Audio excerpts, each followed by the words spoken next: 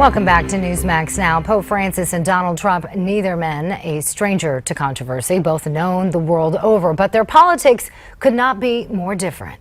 He's a very political person. I think he doesn't understand the problems our country has. I don't think he understands the danger of the open border that we have with Mexico.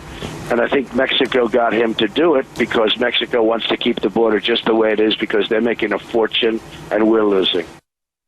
And that was Trump speaking to Fox Business last week. On his flight back to Rome on the conclusion of his first trip to Mexico, Pope Francis was asked what he thought about Trump's immigration policies. Pope Francis said anyone who wants to build walls instead of bridges isn't Christian, though he added that he wouldn't tell American Catholics whether or not to vote for Trump. Trump responded to the Pope's comments in a statement while in South Carolina. For a religious leader to question a person's faith is disgraceful. Trump also said that if the Vatican is ever attacked by ISIS, Pope Francis would have wished and prayed that Donald Trump was president. Some New York Catholics were asked about Pope Francis's words with Donald Trump, and here's what some of them had to say. I think we finally have a pope who's willing to stand up for issues and represent those people that need to be well represented. As someone who has Christian values, is mindful of people and not hurting other people's feelings, and not building walls, but trying to find solutions that encompass and show some humanity. So I don't mind him weighing in on issues, but I do think sometimes some topics are very delicate and everyone has their own opinion. I agree with the Pope. I disagree with Donald Trump that we need a wall between Mexico and the U.S. Those people are coming here just to make a better life for themselves and their kids. What is really going to matter is what the voters in South Carolina, in Nevada, have to say about this. Thanks for that setup, Miranda. Let's welcome in our guest today. We have Father Brian Chrzastek joining us. Father, thanks so much for being with us. Thank you for having me very much. I want to take a closer look one more time at specifically what the Pope said, translated in English. Here is what he had to say, quote, "A person who thinks only about building walls wherever they may be and not building bridges is not Christian." This is not in the gospel. As far as what you said about whether I would advise to vote or not to vote, I am not going to get involved in that. I say only that this man is not Christian. If he has said things like that, we must see if he said things in that way. And in this, I give the benefit of the doubt. So giving Donald Trump a little bit of the doubt there. But, you know, the Holy Father was asked specifically a question about Donald Trump. He responded, obviously. Some people are characterizing this as a personal attack on Trump. What do you see in the Pope's words?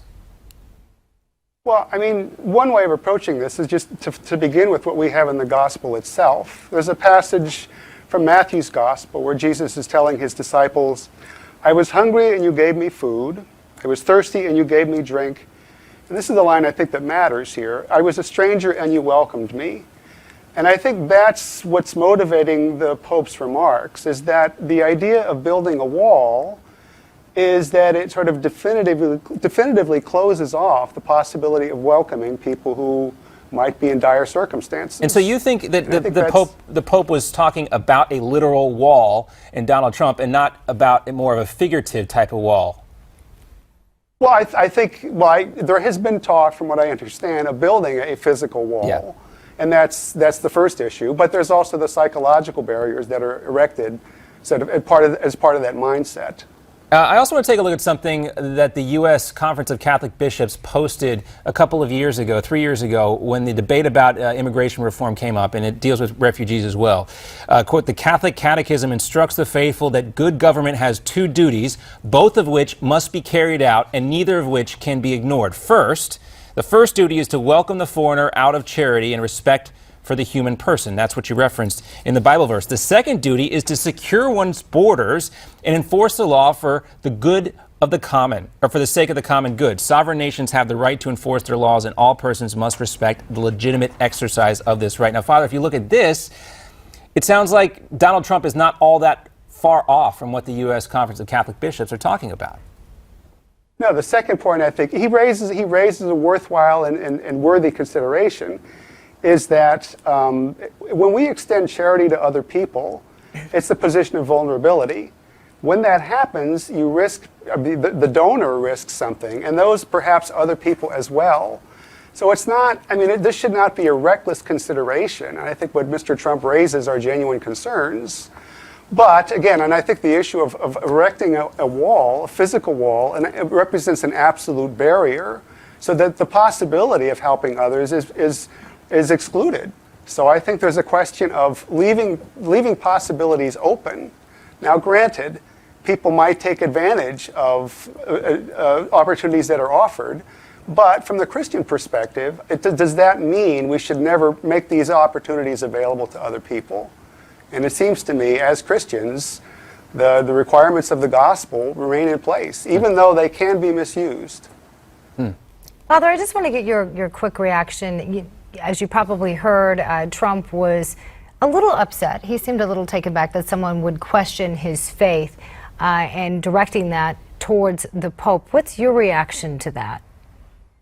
Well, the sources I've looked at before I was able to come here, I mean, he specifically declines to comment on the U.S. elections and to name anyone specifically. So, I mean, he's not going after Trump per se.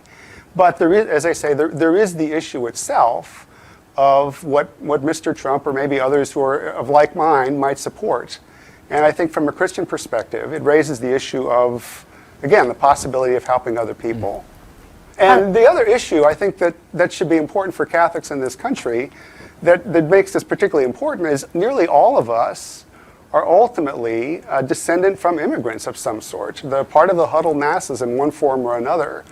So it seems to me that the Christian understanding has to take that into consideration. Certainly. That yes, there are risks in this, but there are the command of the gospel as well. Speaking of risk, Pope Francis was also asked about women using contraceptives in regions that have been affected by the Zika virus. Pope Francis said this: avoiding a pregnancy is not an absolute evil in certain cases, as in this one or in the one I mentioned of Blessed Paul VI. It is clear. He went on to encourage doctors to find a vaccine, but in your opinion, is this the Pope's attempt to try and soften the Church's position on protected sex? I decline to speculate on that too much further, simply because I don't have all the information about what was said. And along with that, I mean, some of the main sources, credible news sources, are saying things like the Pope explicitly names or goes after Donald Trump, and I don't think he does. I think he was very careful not to do that. Fair enough. So I worry about sort of misunderstandings of what he said and sort of right. Father, thank you so unconstrained much for your interpretations. time. It was a pleasure to have you here on Newsmax Now. There's still much more to come.